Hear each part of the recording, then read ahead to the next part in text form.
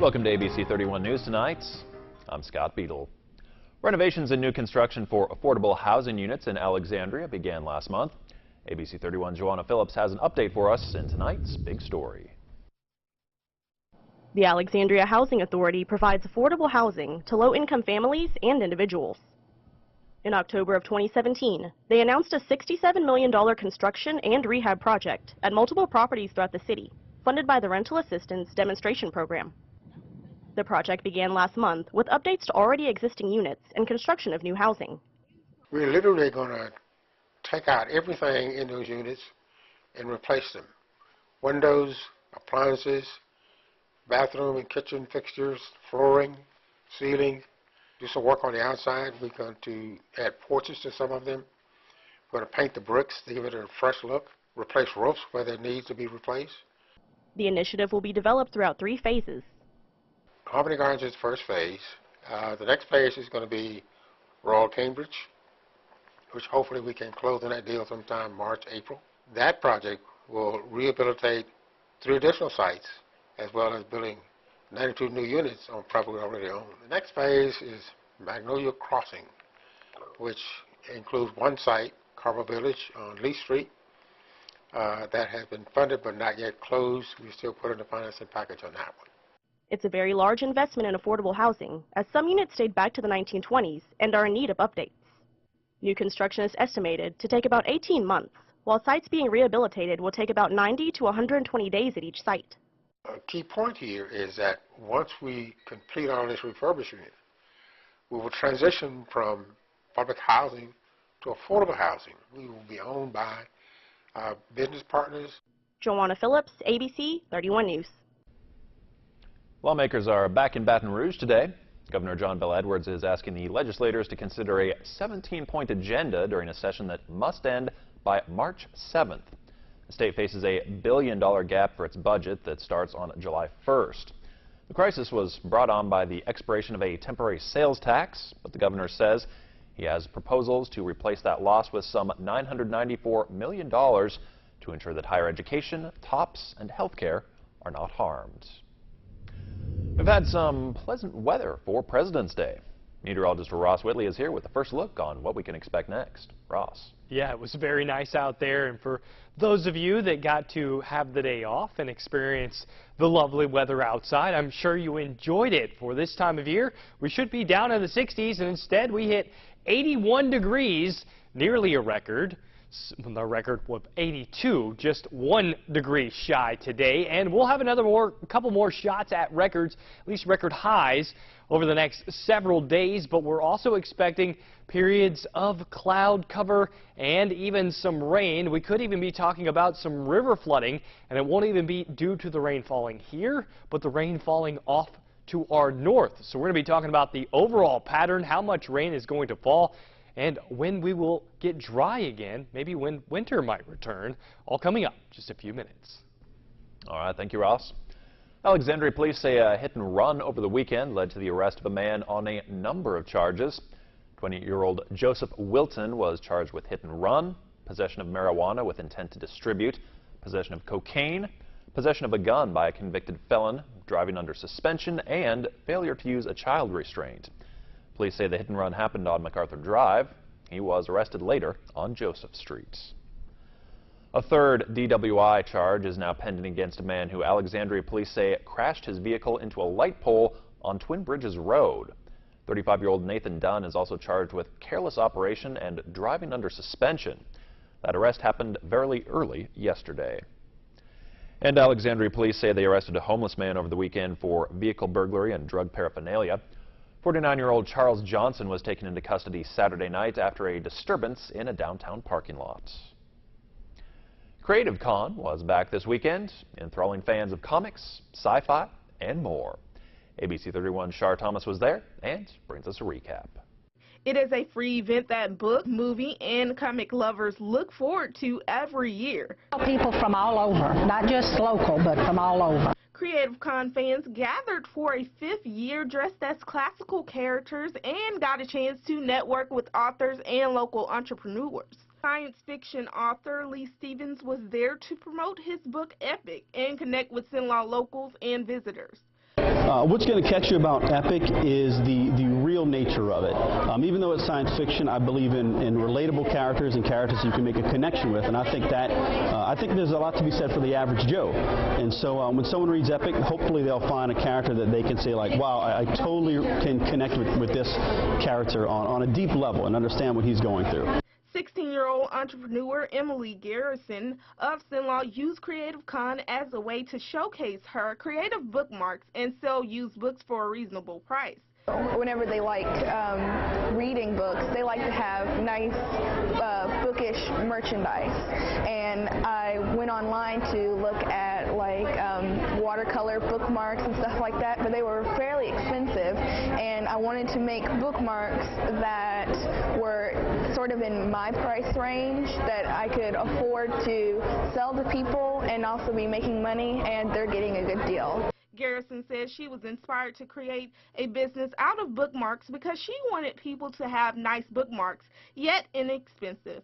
If you weren't able to make it to Creative Con, but you want to purchase Lee Stevens' Dawn of Destiny series, you can visit Amazon or your local Barnes & Nobles.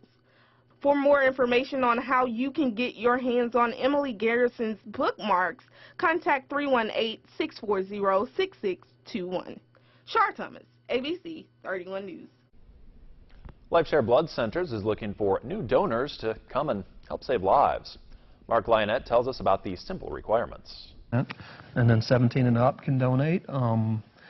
Have to weigh at least 110 pounds, be in generally good health. There's going to be a full medical screening you go through to do that. It takes about 15 minutes, and you can find out if you're eligible to donate. About 40% of the population is actually eligible to donate.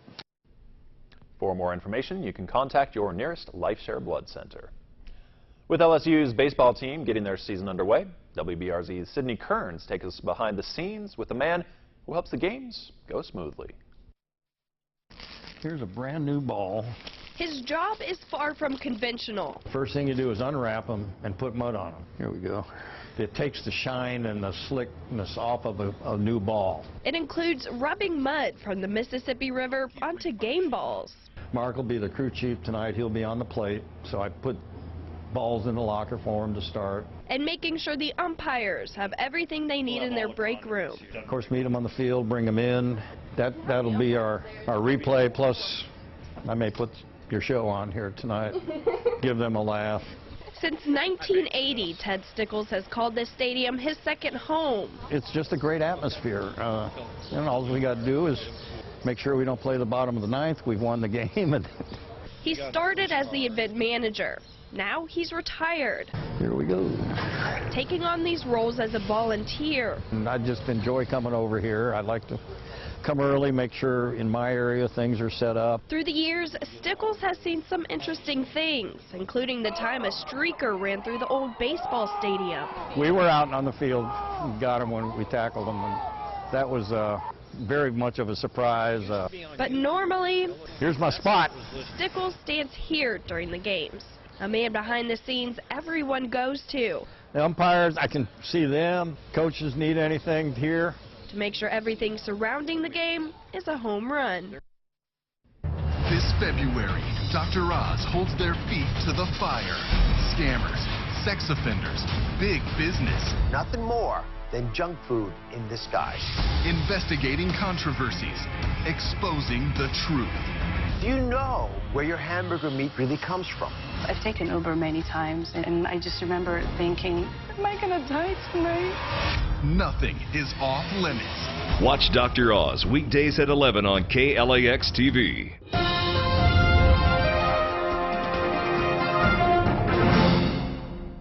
Hi, I'm meteorologist Ross Whitley, and our current conditions outside, pretty nice, 76 degrees, still partly sunny out there. We will have our sunset rather shortly. 73 degrees is what it feels like. Our dew point in the balmy region, we're starting to feel that mugginess once again. 61 with our dew point, and the wind, well, it's been blowing out there out of the south anywhere between 14 and over 20 miles per hour today. That is low-level transport moisture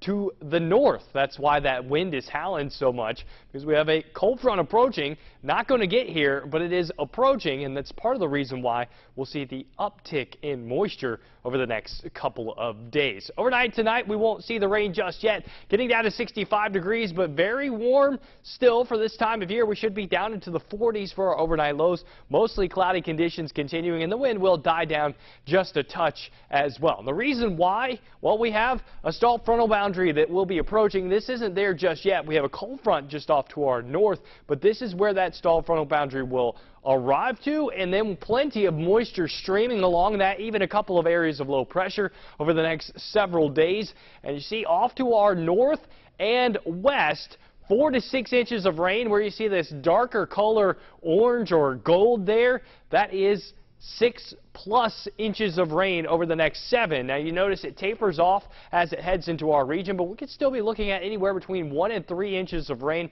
from Lafayette all the way up to Shreveport, with the higher amounts going into Shreveport. So rivers flowing down out of that area, even the Mississippi. We're going to be watching for river flooding over the next 7 days with all of that rain falling over a vast area.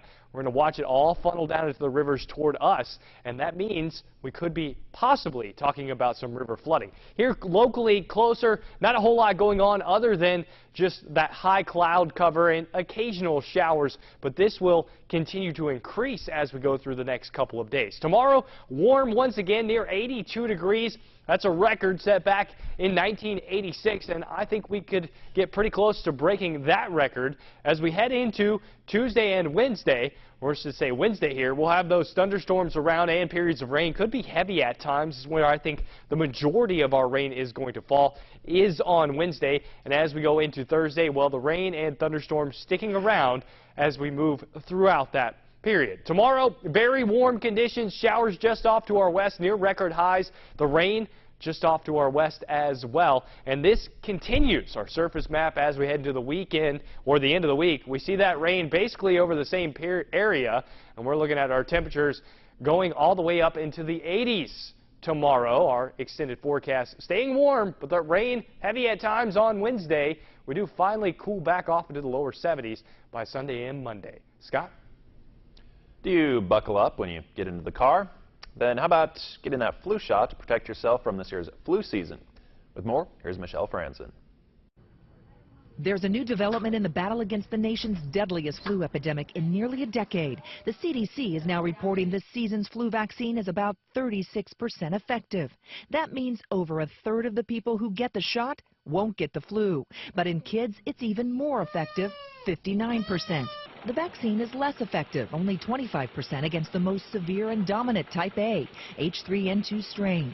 Still, flu experts say you should get that flu shot if only to reduce the severity of symptoms if you do get sick. Besides getting the shot, they recommend 3 C's: clean, cover, and contain. Clean hands frequently, cover coughs and sneezes with a tissue or your elbow, and contain your germs. And most important, if you feel sick, stay home. With this Medical Minute, I'm Michelle Franzen. Love, marriage. My husband was wonderful. And murder. Cheryl, I know what he is capable of, and I just don't want to be dead. True stories without a happily ever after. Is she okay? She's dead? Who does that? It's about as evil as it gets. I'd like to report a murder. All smiles while she was still on the scene of her husband's murder. How do you explain that? All this February, Love Gone Wrong. Crime Watch Daily. Weekdays at 3 on KLAX TV.